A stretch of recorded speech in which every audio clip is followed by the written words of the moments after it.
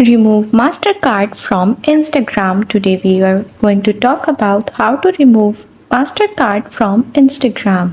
For this, just go to your Instagram from mobile menu. Now log into your account. In your account, tap on the profile icon in the bottom right corner.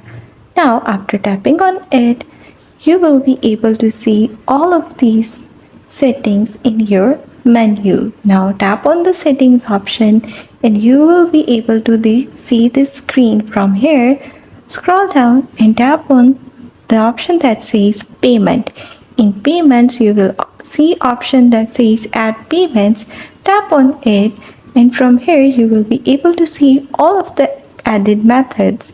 Now tap on Mastercard and now you will be able to remove it. After successfully tapping on remove, the process will be completed. That's all. That's how you can remove Mastercard or any payment method from Instagram.